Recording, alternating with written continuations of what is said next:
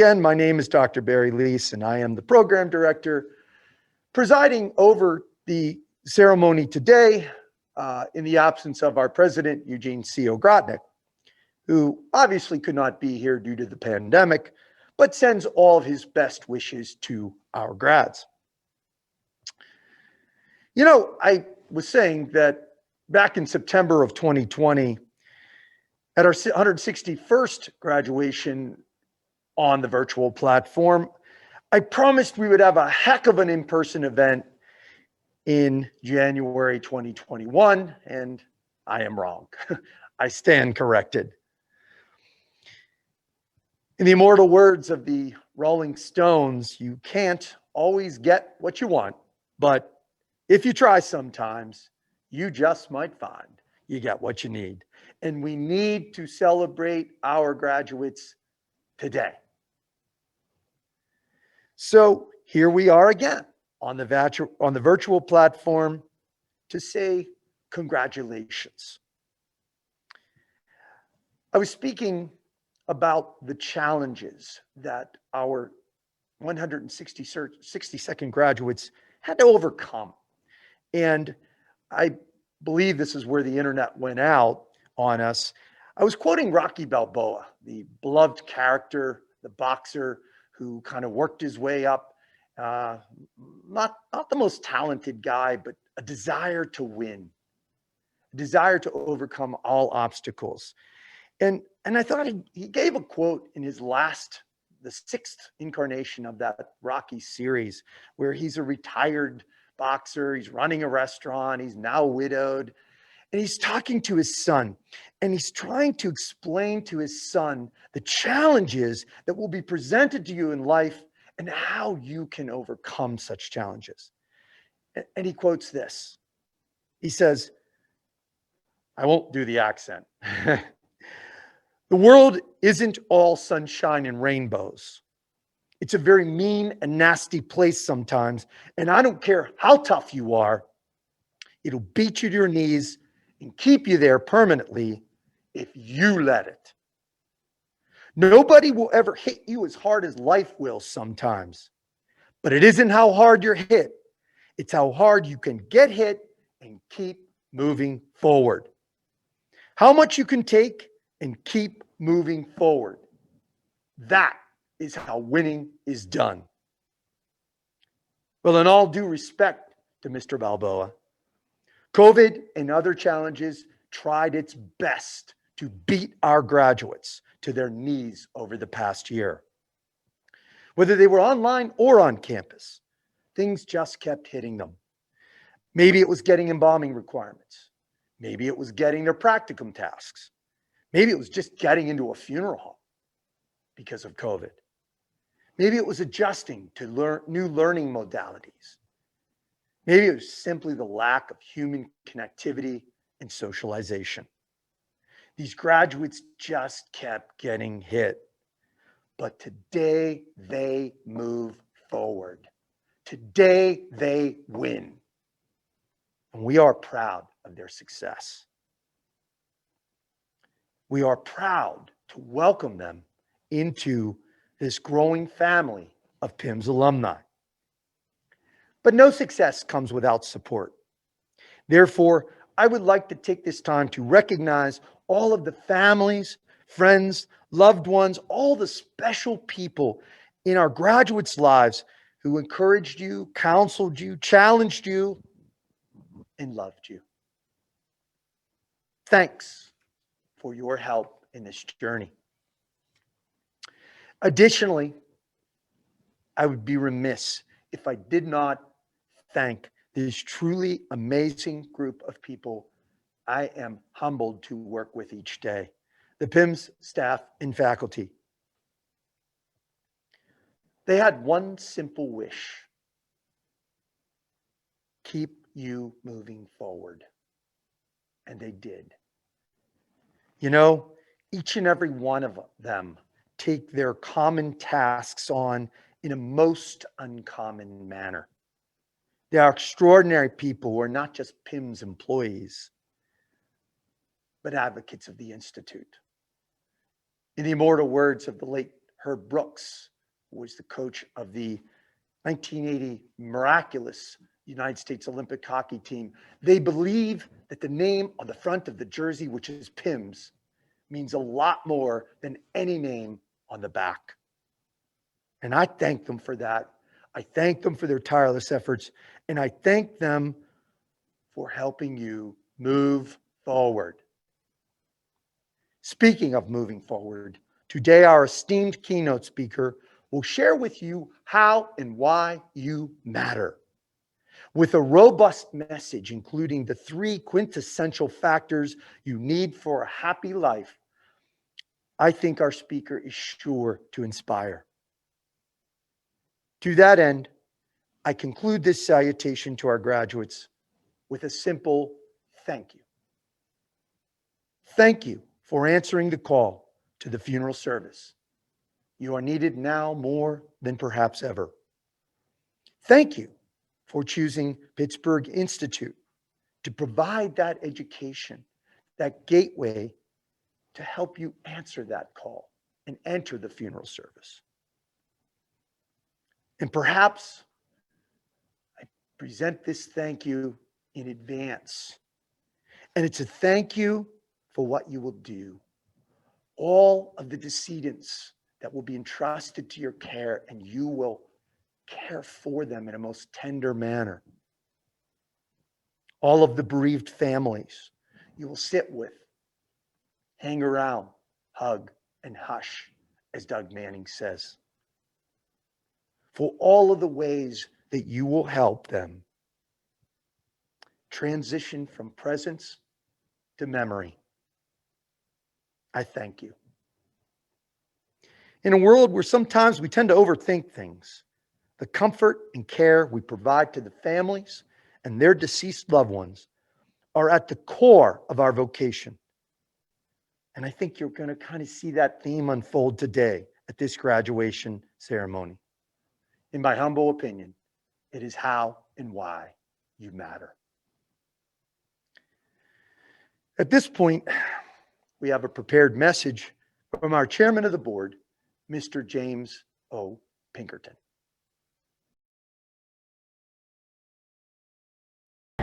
Hi, my name is Jim Pinkerton, and it's my privilege to serve as the current chairman of the Board of Trustees here at PIMS. My first obligation in that role is to thank you, the students, for choosing Pittsburgh Institute of Mortuary Science for your education. Because quite frankly, without students, we don't have a school. So you are the most important part of the school. We'd like to thank you and the family members, loved ones, and mentors who have encouraged and supported you through this journey. A year in which we know there have been unique challenges, to say the least. We hope that we have given you everything that you need to have a great start in becoming a funeral service professional. I know that things have changed. My dad was a member of the first class. When you see these guys on the wall, began the school back in 1939. It's an oft used phrase to say that this ain't your grandfather's funeral service. And what I mean by that is we have new technology, we have new science, we have new family dynamics and community changes. What is consistent from both those days and all of our fathers and grandfathers who have been in this profession is that the primary obligation is the skilled and caring of the deceased and the compassionate caring of the families that grieve them. This is your beginning of a journey into being a funeral service professional. We hope you take advantage of all of the additional educational offerings and all that's offered to you for those who are entering an apprenticeship. There's still much to learn and there is still much that will change, but those basic necessities of skilled and caring of the deceased and caring, compassionate service to the families is essential. We hope that we've given you everything we need. We've tried to muster the forces of the school and make it the best possible school that you can have. If you believe that we have, we'd love to hear from you. If you believe that there's areas where we've fallen short, we'd love to hear that too, because we are on a mission of continuous quality improvement to try to make the school the best for students that we can. So again, thank you for attending here. Thank you for your commitment to funeral service, and congratulations on your graduation.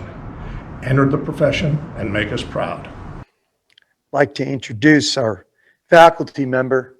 Yes, he is a faculty member. He is not one of the students, Mr. Nicholas Ritchie, to lead us, our graduates, in the funeral service oath.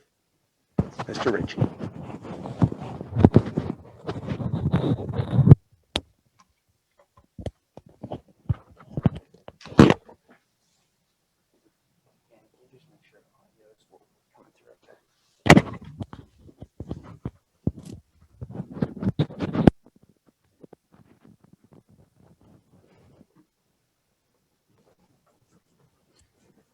Good afternoon, everyone.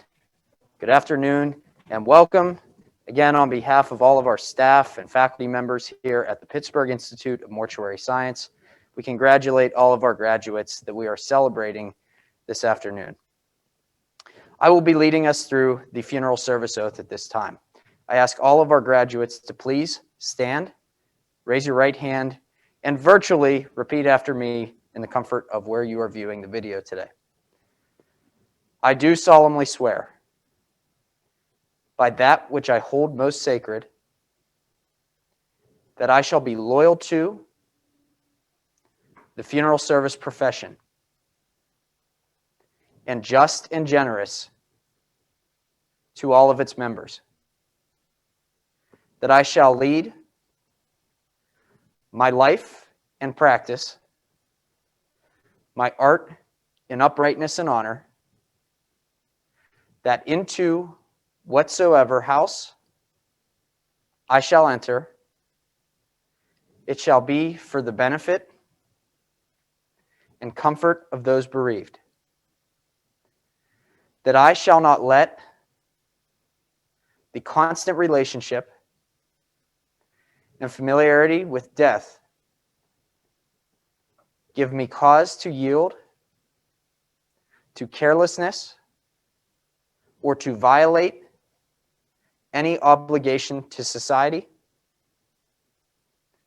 or to the dignity of my profession,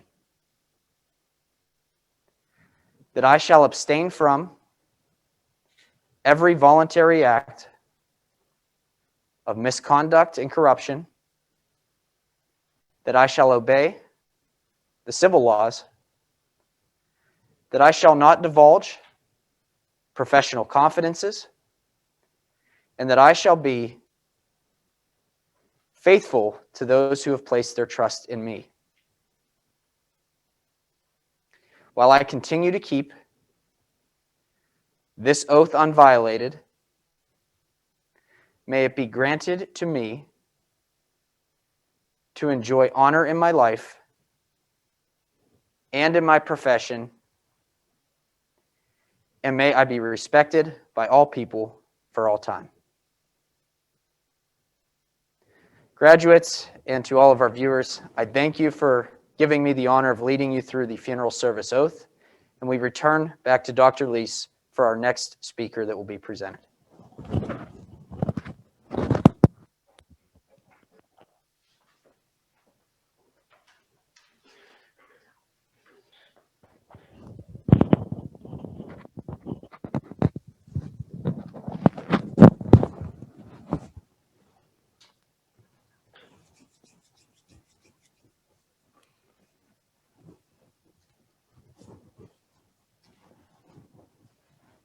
Kind of a habit we're getting used to, I think, by now.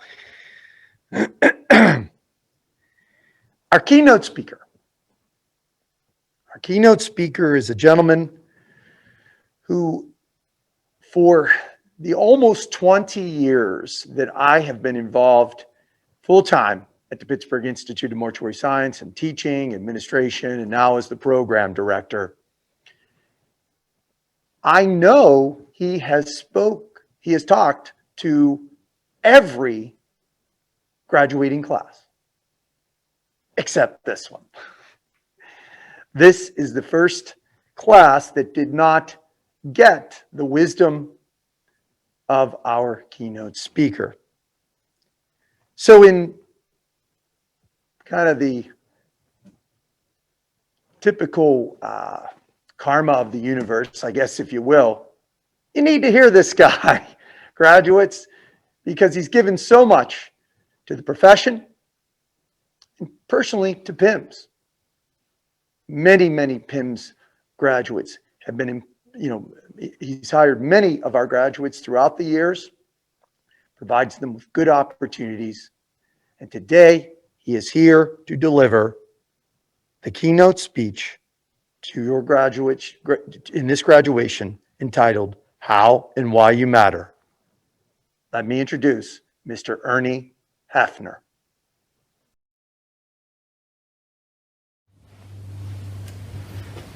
Congratulations, Class 162, Pittsburgh Institute of Mortuary Science. It's an honor to share a message with you today and wish you well as you move into the next phase of your career providing end-of-life care. You've chosen to serve in a very special and noble profession.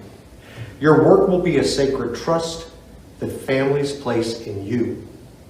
You'll have the opportunity to touch hearts and earn accolades as you perform your work with compassion and dignity.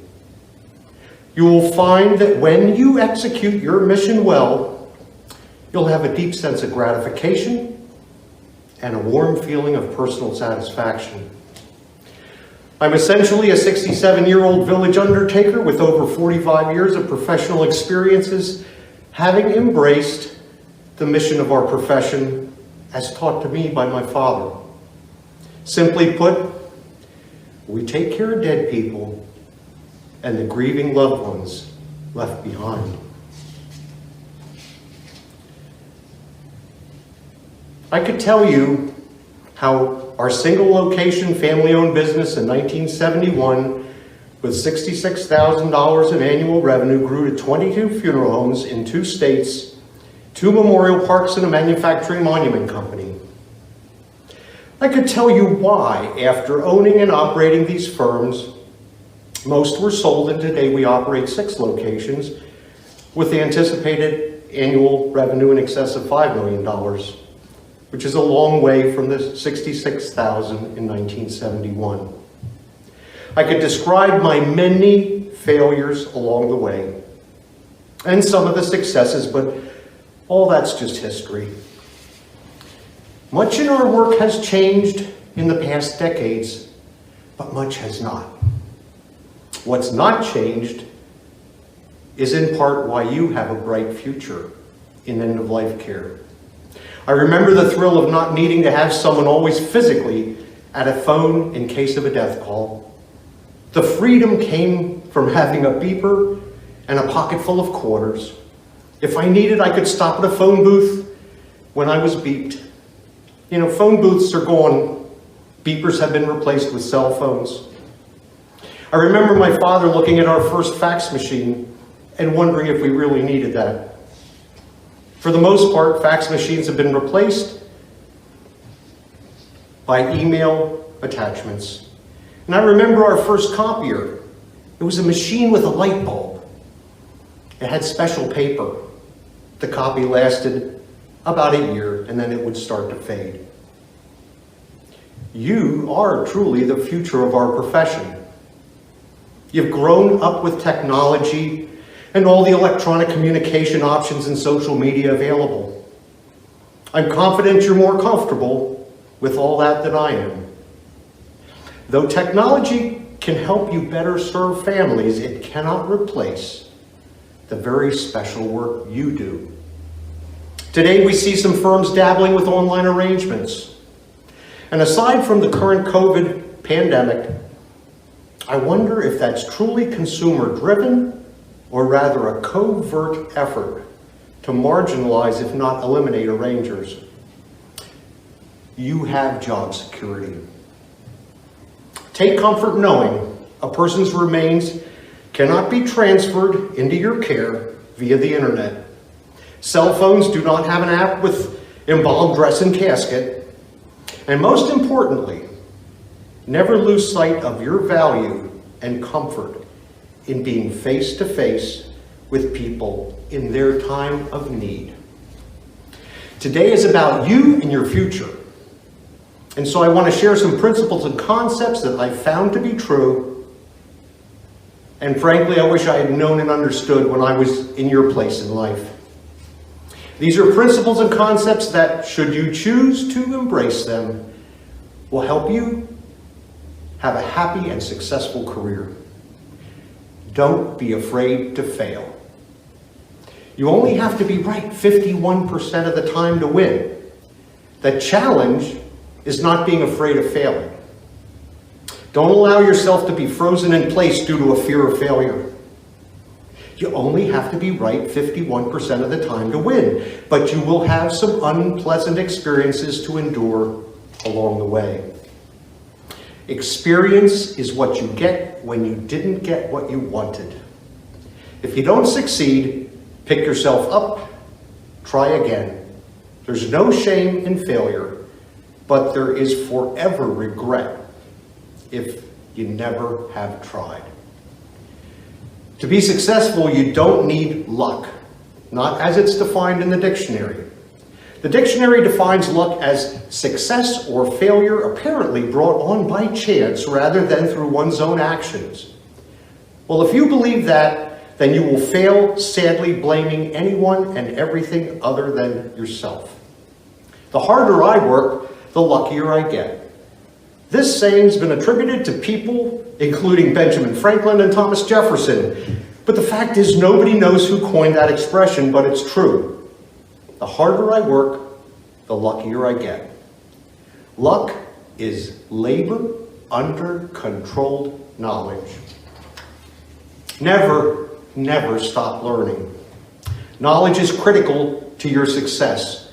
You should read publications other than just periodicals about our profession. Think about what you read and how it may apply to your profession. Pew Research on American demographics is a prime example. In addition to your local newspaper, read what the rest of the world's reading. Things like USA Today and Wall Street Journal.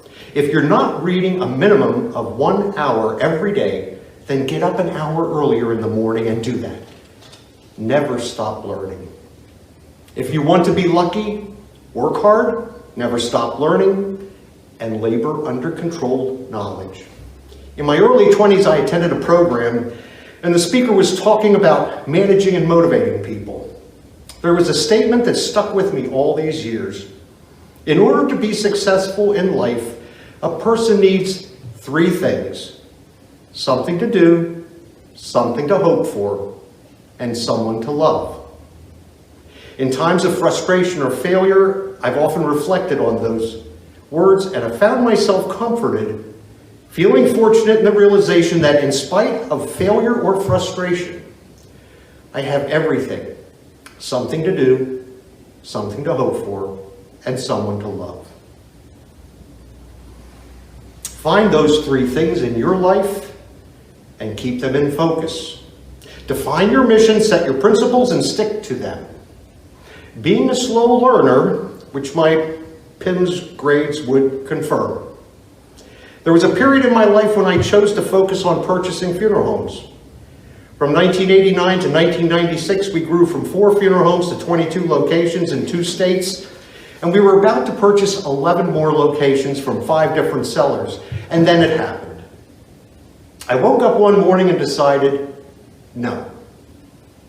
I realized I had gotten off mission and compromised my principles.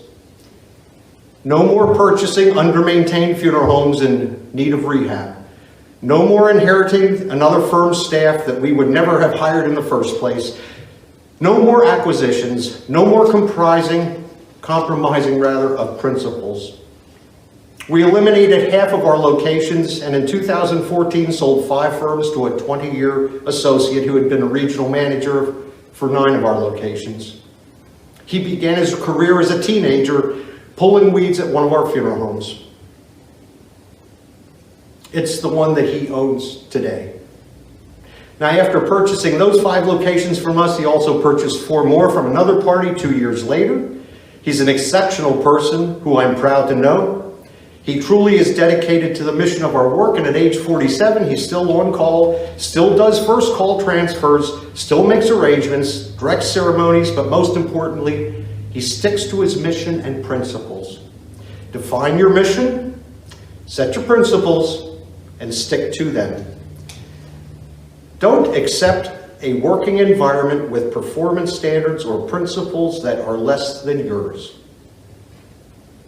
If you ever find yourself in an untenable career position, have the courage to make a change.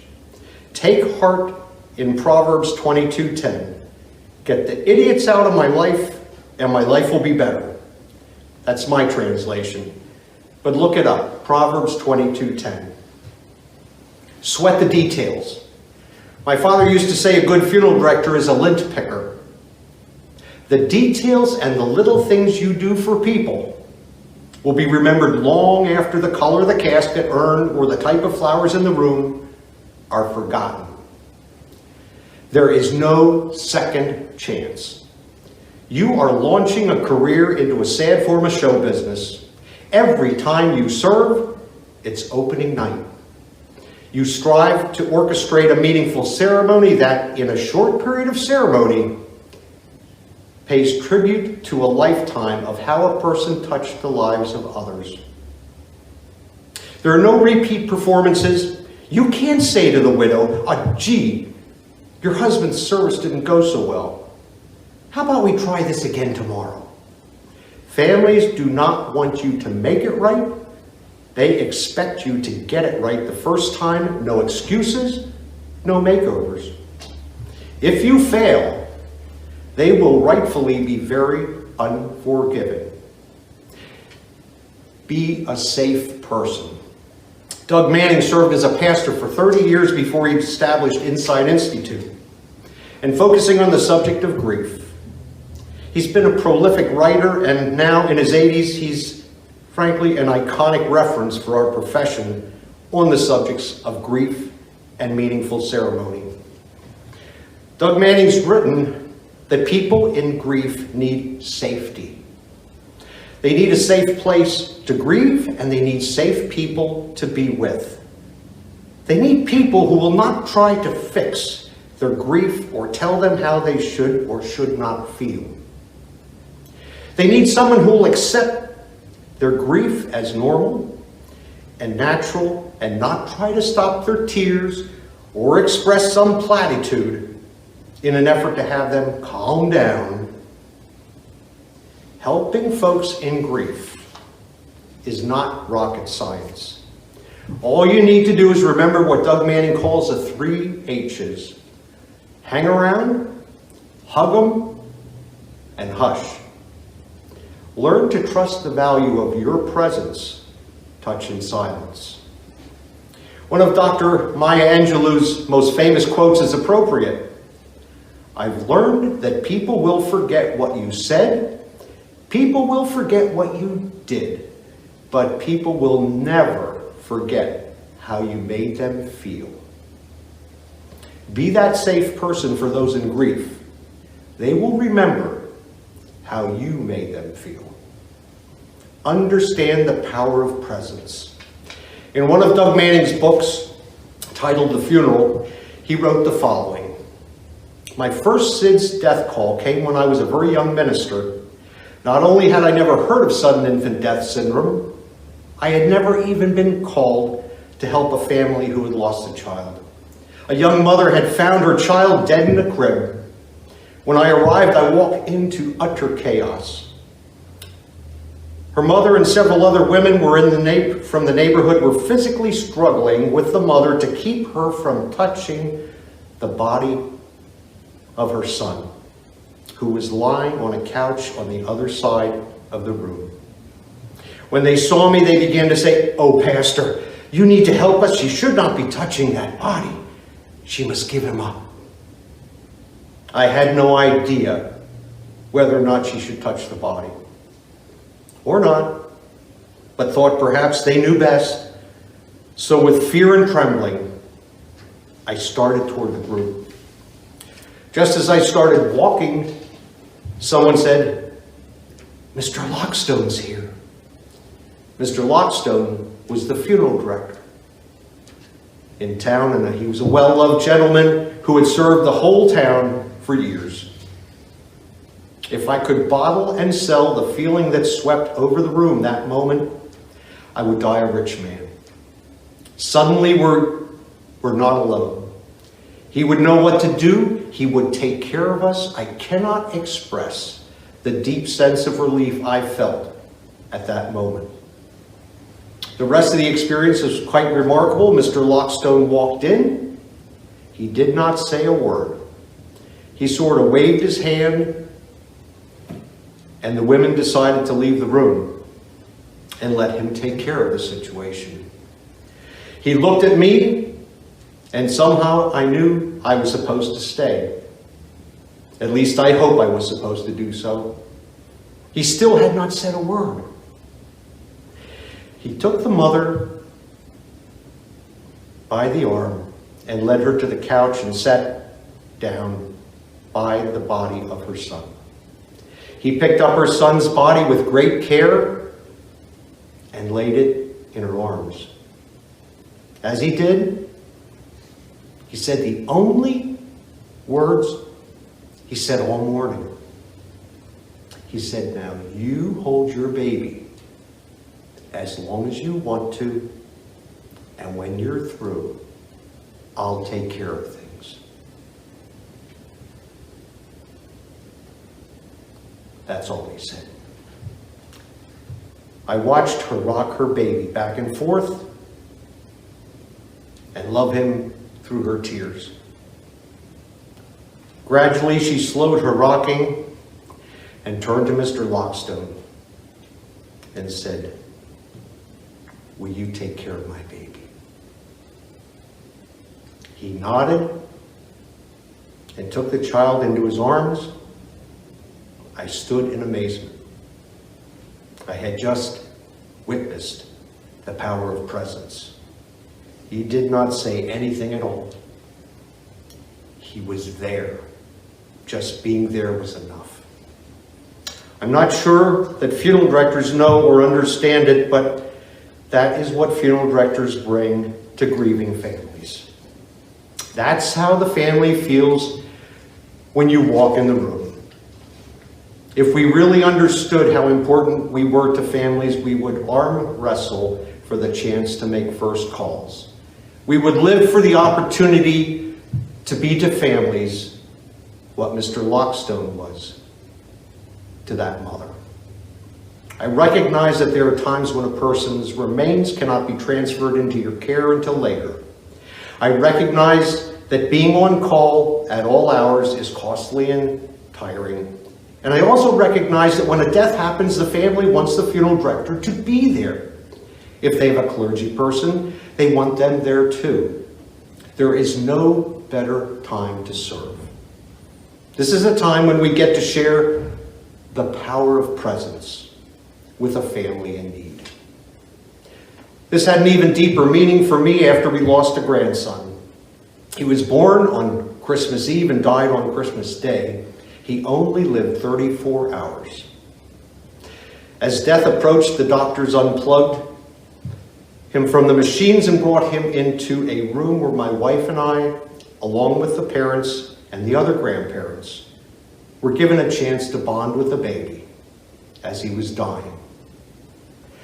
We all held Isaac for a brief moment, and then my daughter Kathy held him until he died. All three men in the room were clergy persons. Three ministers sat there wondering what to do next. We've been around death all our lives. We've sat with families in situations like this one, but none of us knew what to do next. We sat bewildered. Then the funeral director walked in. The same feeling swept that room that was there that day Mr. Lockstone walked in years earlier. Someone's there to help us. We're going to be all right. He would know what to do. we're no longer alone. He didn't say much. I noticed he did not seem to be in a hurry. It didn't matter that it was Christmas Day and we had interrupted his time with his family. He told Kathy to hold Isaac as long as she wanted and sat quietly by. After a time, Kathy placed her precious little boy into the funeral director's hands. We had experienced the power of presence. Understand the power of presence. Be that safe person for those in grief. They will remember how you made them feel. Don't be afraid to fail. You only have to be right 51% of the time to win. Experience is what you get when you didn't get what you wanted. If you don't succeed, pick yourself up and try again. There is no shame in failure, but there's forever regret in never having tried. You don't need luck, not as the dictionary defines it. The harder I work, the luckier I get. Luck is labor under controlled knowledge. Never stop learning. Define your mission, set your principles, and stick to them. Sweat the details. A good funeral director is a lint picker. There is no second chance. Families don't want you to make it right. They expect you to get it right the first time. No excuses, no makeovers. And remember the three things that every person needs in life. Something to do, something to hope for, and someone to love. Find those three things in your life and keep them in focus. You've chosen to serve in a very, very special, noble profession. You have the opportunity to touch hearts, earn accolades, and hugs as you perform your work with compassion and dignity. You'll find that when you execute your mission and do it well, you will have a deep sense of gratification and a warm feeling of personal satisfaction. My very best wishes to you all. Mr. Hefner, we are truly inspired by those words. And to our graduates, once again, I would remind you all the sacred duty to care for the deceased and their grieved families around them. It really is that simple. But that's kind of that simplicity is the majestic arithmetic that makes it a challenge. We thank Mr. Hefner for providing us with this keynote speech today.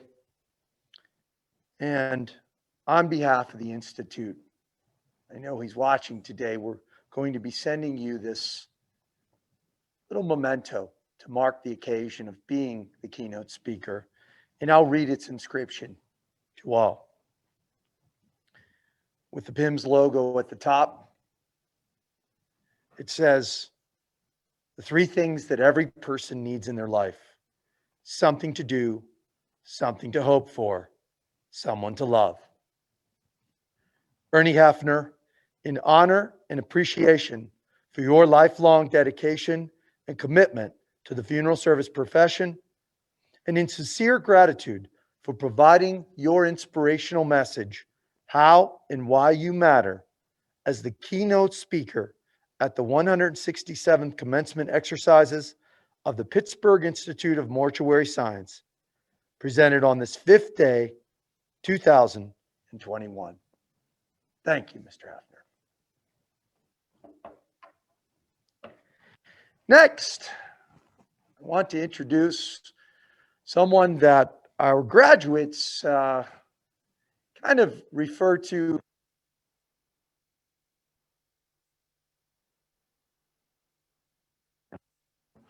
but it is a man that I'm truly honored to work with closely every day in the administration of this institution. And I know that he is truly beloved by our students. To present the awards, degrees, to present the class, the degrees, and of course the special awards, none other than our Dean, Michael Burns.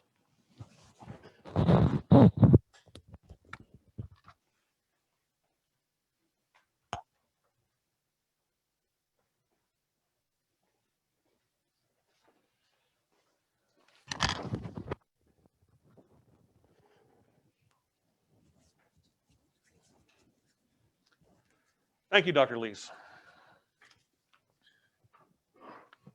You did it. You made it to the Pittsburgh Institute of Mortuary Science commencement ceremony. You deserve all these accolades today. You studied hard, done the projects, completed the assignments, taken the tests, and probably shed a few tears too. Great job. Now, you all know I love this school. And I would love for all of you to be the ambassadors of goodwill for this place. But I also know that that is not why we are here. That is not what we do. We do this so you can be the ambassador to the families you serve. You are the liaison between their loss and their grief. Your job is vitally important to the individual and the community at large. I have full confidence you will do just that. All of you came into this program with the empathy for those who are grieving already in your heart. Hopefully, we have nurtured that and given you the tools to do it officially by assisting you in getting your license in the mortuary arts and sciences. Now, most of you know that Maya Angelou is one of my favorite versifiers. As Mr. Hefner just simply related, one of my favorite sayings he already spoke of. But I have another one for you. These are Maya Angelou's words. Be courageous, adventurous. Give us a tomorrow more than we deserve. Digest these words. Live by these words. And you'll be the best funeral director you can be. I trust you will give the families you serve more than they ever expected.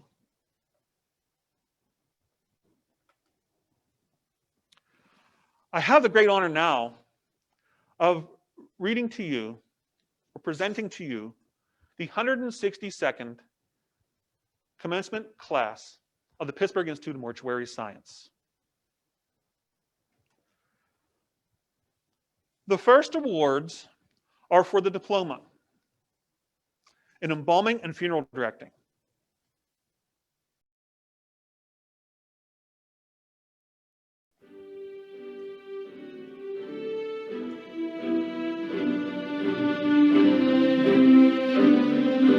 Catherine M.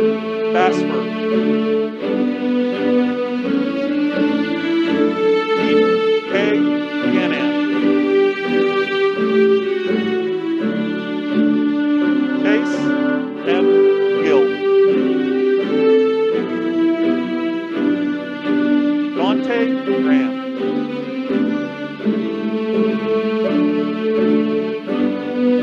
Alexander J.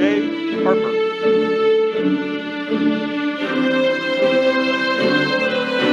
Magna cum laude, Mike A. Hess. Danielle Alexandra Kachua.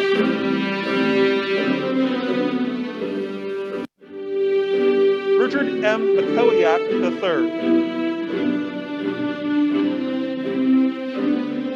Anthony M. Mara.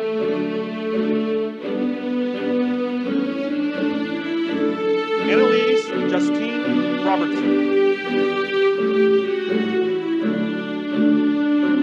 Sydney Madison Smith. Cum laude, Brianna Michelle Schramm.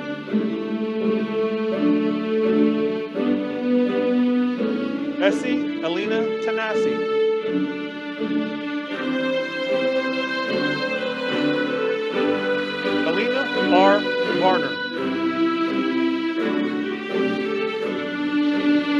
Madison Grace Wharton.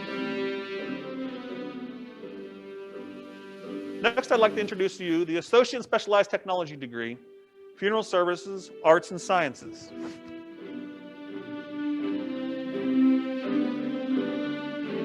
Magna cum laude, Davida Aldrich.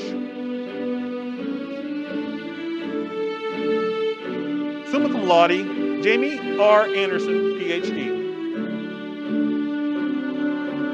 Gina Marie Baker.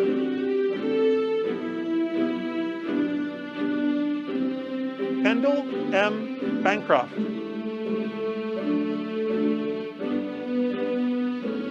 Nicholas D. Brown.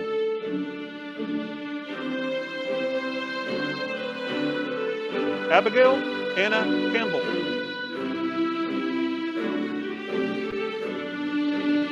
Randy Parrish Cosentino.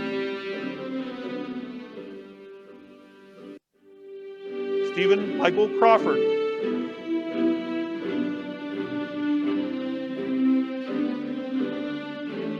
Magna cum laude, Robert William Eberlein. Rebecca Diane Edmundston. Christian D. Gaines.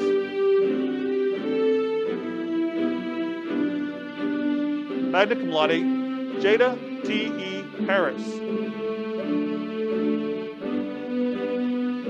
Edward C. Hetrick.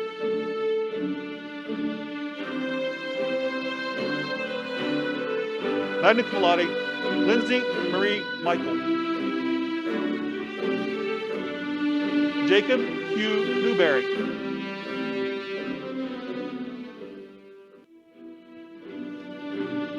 Cum laude, Dale Nichols. Seth Demeester Nichols.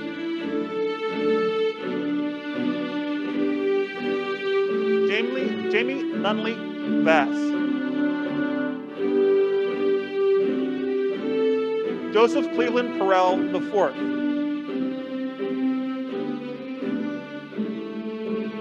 Thomas Charles Shaw.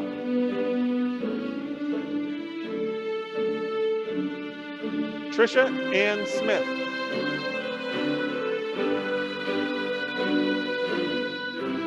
Michael C. Stanchak.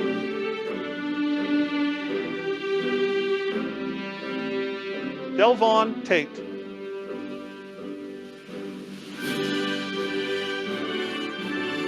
Caitlin L. Talatia.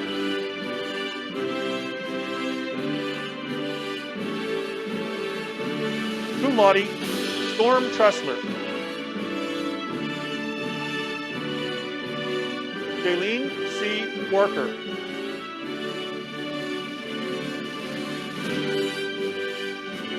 Dalen Jackson Washington. And Megan Toll. The Associate and Specialized degrees in Funeral Service Management are this time awarded to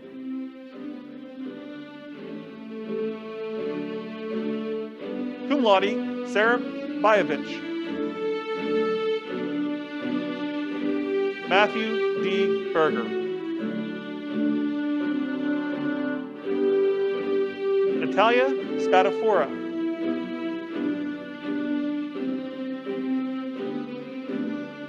Michael C. Stipkovitz.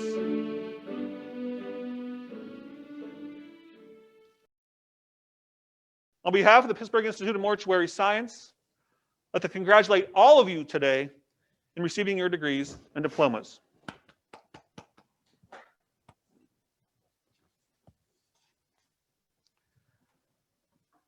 Now I'd like to convey to you some very special awards. This first award is called the Memorial Award. Be it known that this Memorial Award was established to commemorate the contributions made by the alumni, students, and faculty of the Pittsburgh Institute of Mortuary Science in the service of their country. The recipient, who has been chosen by his or her classmates as the graduate who, through the qualities of leadership, professional conduct, and good citizenship best typified their ideals. It is hereby awarded this 5th day of February, 2021 to Michael Hess.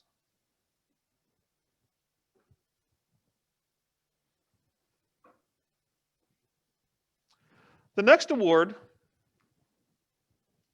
is the Pierce Restorative Art Award. Michael Keurig, representative of the Pierce Chemical Company, I'm presenting this award in his honor. Be it known that the Pierce Chemical Restorative Art Award was established in recognition of outstanding ability, attitude, commitment, and achievement in the areas of restorative art and cosmetology. Who, in the opinion of the clinical faculty of the Pittsburgh Institute of Mortuary Science, merits this recognition, is hereby awarded this 5th day of February, 2021 to Storm Tressler.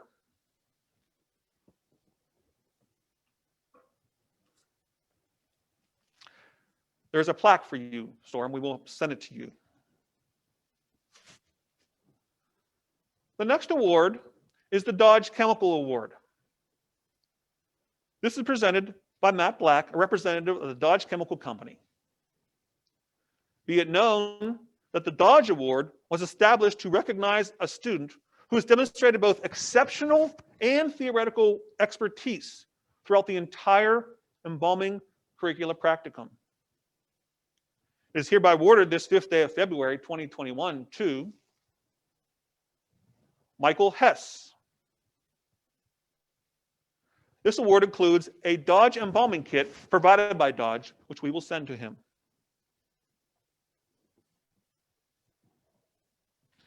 The next award is the Champion Award for Mortuary Excellence. Paul Bowman, Vice President and General Manager of the Champion Company, presents this award, and I will do it in his honor. Be it known that the Champion Award for Mortuary Science Excellence is a criteria-based award of merit. This award bears the namesake of the company that has focused not only on providing state-of-the-art chemicals and products, but, as indicated in their credo for its expanding encyclopedia, the Champion Company is dedicated to the furtherance of knowledge and education for the funeral service profession. This award is presented to the student who is recognized by members of the PIMS science faculty to have demonstrated the overall scholarship, aptitude, attitude, and practical skills specifically in the core of science, the science component of the curriculum of the Institute. It is hereby awarded this 5th day of February, 2021 to Robert William Eberlein. This award includes an engraved plaque, which we will send to him, and a credit to the Champion Company for $500. The next award is the William J. Bismanov Memorial Award.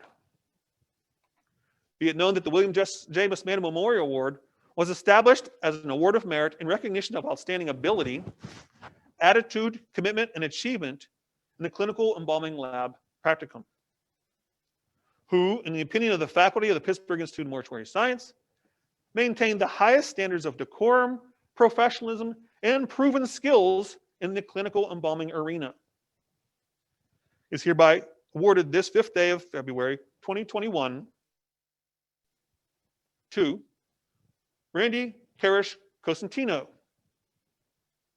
This award includes an embalming kit provided by Mr. Wayne Irvine, a graduate of PIMS, who also won this award, and a $500 check provided by the PIMS Board of Directors.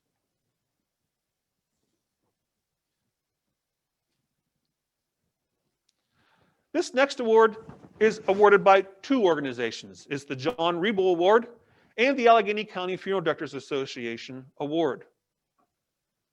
Be it known that the John Riebel Award was established as an award of merit in recognition of outstanding scholastic achievement in all branches of the curriculum at the Pittsburgh Institute of Mortuary Science. The Allegheny County Funeral Directors Association offers an honor for this same achievement.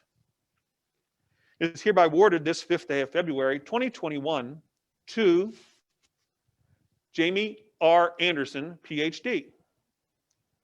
A check for $250 from the Allegheny County Funeral Directors Association and a check of $500 from the PIMS Board of Directors will be presented to Jamie. The next award is the Eugene C. Grodnick Entrepreneurial Award. Be it known that the Eugene C. Grodnick Entrepreneurial Award is a criteria-based award of merit. This award is presented to the student who demonstrated the qualities of stewardship, scholarship, and leadership. These qualities are indicated of the man who bears the namesake of this award. Through his passions for education, visionary prowess, and keen business acumen, he established a legacy of the Pittsburgh Institute of Mortuary Science while shaping the future of the funeral service profession. In honor of his namesake, this award is presented to the student who, as recognized by the core business faculty of the Pittsburgh Institute of Mortuary Science, is deemed to have the entrepreneurial spirit and greatest potential impact in the funeral industry at large.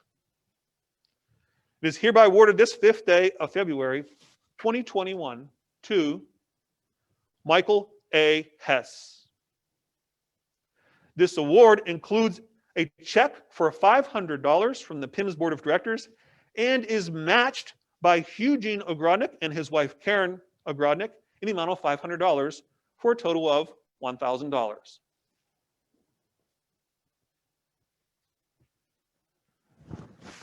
This last award is a very special award, the Moo Sigma Award. The National Association of Colleges of Mortuary Science has established an honorary society to give recognition to those students of mortuary science who have displayed outstanding merit in scholarship, who have conducted themselves as good citizens of the schools they have attended. The recipients of this award have been carefully screened by the faculty and constitute 10% of the graduating class. The name of the society is the Moo Sigma Alpha, which stands for Mortuary Science Award. Before I describe the criteria of the award, I'm going to name the people who have won this award. Rebecca Diane Edmundston, Lindsay Marie Michael, Joseph Cleveland Perel IV, and Michael A. Hess. This award includes a pin. When you receive this pin, you will see the symbols which are engraved thereon, being an open book placed over a spray of laurel, a lighted lamp, and the word award. The book is the symbol of knowledge and wisdom of the ages. The book is open to indicate that knowledge is available to all mankind. The spray of laurel designates a symbol of achievement.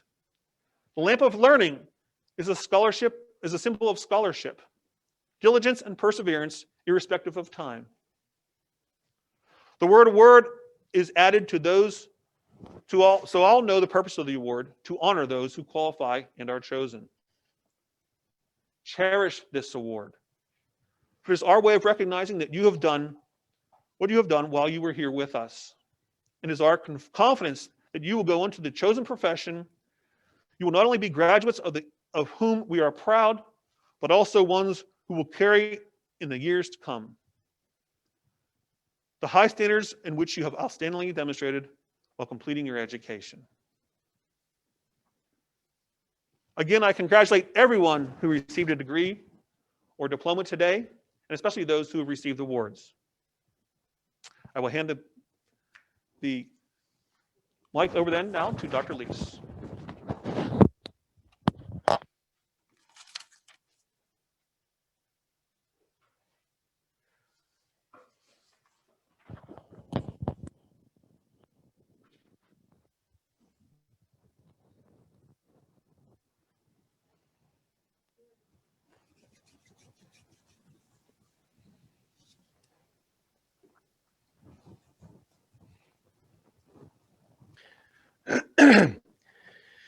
You know, Pittsburgh Institute of Mortuary Science has been around 81 years, going on 82. And with so many just amazing alumni in the field. And singling out any one individual is really, it's almost myopic. But I do want to take a minute here just to extemporize somebody who I know is watching right now, and his daughter just won an award. And that's Mr. Rob Karish, who is Randy Karish Cosentino's father. Rob is just one of those guys that everybody who knows him just says, what a good guy. What a great guy. And I know Rob probably has a tear in his eye right now that Randy just won that award, because Rob's a local trade embalmer here in Pittsburgh, and really has dedicated his life to the mortuary arts and sciences, and personally was one of my mentors in the profession. So Rob, congratulations for Randy's success today. And again, that one individual, I could just, the list, I wouldn't have time. You'd want to throw me off the screen or hit the gong. Remember the old gong show, get off the screen. But I'd be remiss if I didn't mention that, because I'm sure he is quite proud today. And congratulations to all the winners of the awards, and congratulations again to all the graduates. You've heard from us. It's now time that our graduation ceremony lets the honored guests speak. And while we'd like to have all 50 or so speak, we have designated individuals from members of the campus, from someone from the campus and someone from the distance learning community. So first, we have Lindsay Marie Michael, who will be addressing the group on behalf of the campus cohort students in a prepared statement. To my fellow graduates, family, and friends, it is an honor to speak with you all today. As future funeral directors, I know you are familiar with these two things, the date of birth and date of death. We usually find these two dates in an obituary or on a prayer card. Now, in between these two dates, there is a dash. The date of birth, dash, date of death. The date of birth, dash, the date of death. Now, the dash is what I want you to think about. The dash is how a person lived their life and what they accomplished. The dash is what we remember somebody by. Now, our time here at PIMS has been a roller coaster. Who would have thought we've gone to mortuary school and graduate during a pandemic? But we did it. We are pandemic graduates. I'd first like to thank my mom and dad and my family, because without them pushing me to achieve my goals, I would not be where I am today. A big thank you to Dr. Lees, Mr. Burns, and all faculty for making the tough and difficult decisions this past year, but always making the best situation at hand and making our safety a top priority. Also, a round of applause to instructors for adapting to Zoom, still providing us all the materials and opportunities needed to ensure our success. Not only are we graduating today, we have also became Keynote certified crematory operators, a certified celebrant, and we completed the restorative art lab. Now I'd like to share some of my favorite moments and memories from this past year with the instructors. Mr. Ritchie, you ripping off your PPE mid-embalming, storming outside to the construction workers who shut off our water. Also, you call yourself a Pittsburgher, but you buy Berman's ketchup. Mr. Burns with the daily dad jokes and memes, also with your TikTok dance moves. Mr. Mr. Hole-in-One for wanting us to call ESPN because you got a hole-in-one during your golf game. And Dr. Lee showing us your socks during dynamic lecture with your cat Clementine making a guest appearance. I know I made lifelong friendship and connections, and I think you all would probably say the same, because after all, we are a PIMS family.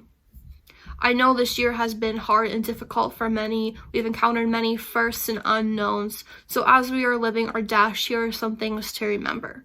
Number 1, everything will and can change. You've overcome challenges before and you can do it again. Number 2, allow yourself to have some fun. Number 3, being kind to yourself is the best medicine. Number 4, other people's negativity is not something to worry about. And number 5, there's always something to be thankful for.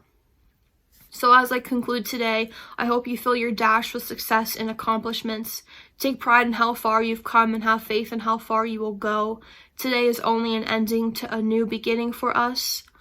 So again, I would like to congratulate everyone. We are the future of funeral service, and I know everyone will achieve excellence. Well, Lindsay, I didn't disappoint on graduation day either. I was out. Those are graduation hats. And of course, Clementine says congratulations too. So I don't want to do this without, having an emergency room visit. But yes, Lindsay, thank you for recognizing our little nuances. Couldn't resist that one, right? By the way, to those of you who want to meet a celebrity, Lindsay's dog, Hank the Healer, has his own Instagram account. So you can go there for some fun and frolic and watch Hank's life unfold through the social media. Thank you, though, Lindsay. Next, representing our distance learning cohort is Rebecca Diane Edmundston to speak on behalf of her cohort colleagues. And we're all PIMS, we're all family together here, but we just want to make sure, they bring different perspectives. These cohorts brings different perspectives, and just want to hear from everybody. So Rebecca Diane Edmundston has provided a few remarks for us.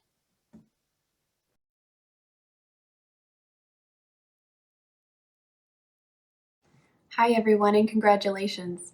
My name is Rebecca Edmundston. I am with the online class 1046, and I was thrilled when Dr. Leese reached out to me to ask me to speak at the 162nd commencement exercise for the Pittsburgh Institute of Mortuary Science. My experience with PIMS has been nothing short of amazing. Since the first day of speaking with a PIMS staff member, every single one of my concerns had been relieved. I have been welcomed with open arms since day one, and this journey that I've been on through the mortuary program has changed me very much for the better. I have been in the funeral profession now for almost 11 years, and when I finally decided to take the jump and go to mortuary school, I was so glad that I found PIMS. Even though I learned a lot on the job and with a lot of experience with families in different kind of situations, different losses, I was really able to harness all of my on-the-job training because of the way that PIMS had educated me. When you are an online student, you have the mentality to think that you're not really going to be able to form bonds with your classmates as well as you would be able to if you're on campus. However, that was very far from the truth with our class, 1046, and other surrounding classes. The beautiful personalities that encompass these classes made it impossible for us to not bond. I would specifically like to mention my dear friends, Joshua, Jamie, and Jaylene, who have gone on to be phenomenal funeral professionals, and they are doing wonderful things. I would also like to mention how wonderful my experience was on the campus. When I went and visited for my restorative art residency, the staff was so great, so attentive, and willing to take every moment with their students to make sure that we understood every step of restorative art. And then when I visited later on in the year for my embalming on the campus, I was a little nervous because I knew I wasn't going to know anybody, and I was going alone. There wasn't anyone else from my online class coming with me, and it was just campus students that were there. However, everyone that I had prepped with that day was, again, very welcoming, and they were showing me the ropes, showing me where everything was in the prep room, and we were learning from each other, and it was wonderful, teaching each other different tips and making the job easier for each other. And that's what the funeral profession is about, is taking care of people who have passed and taking care of each other as professionals, because this job is at times very heavy and very difficult, and we need to be there for each other. And that's something that PIMS embraces. Since completing the program, I have become a licensed mortician in the state of Maryland. And because of the education I received from PIMS, I was able to pass both my national board exams the first time, which I have to say I do brag about. But without PIMS, I wouldn't have been able to do it. I would also like to take a moment to mention a former class member of ours from 1046. His name is Kyle Lindsay. And we lost Kyle during the program. Kyle was a paramedic in Michigan, and he did phenomenal things for his community. So I would just like to take a moment of silence, because Kyle should have been here with us today. And I would like to think that he's in all of our hearts at this very moment.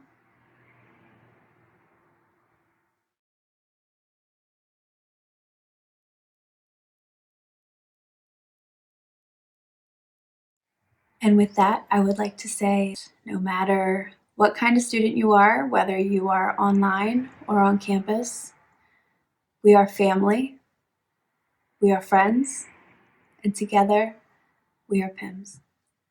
Congratulations, everyone. Rebecca, thank you for just your gracious words, sentiments, and of course, recognizing one who is not with us. You know, we are family, and we are PIMS, as Dean Burns likes to say. And as we bring this 162nd commencement exercise to a conclusion in our traditional manner, the singing of America the Beautiful, I think there's just been so many inspirational messages delivered today by our speakers, by our dean, and by Rocky Balboa too.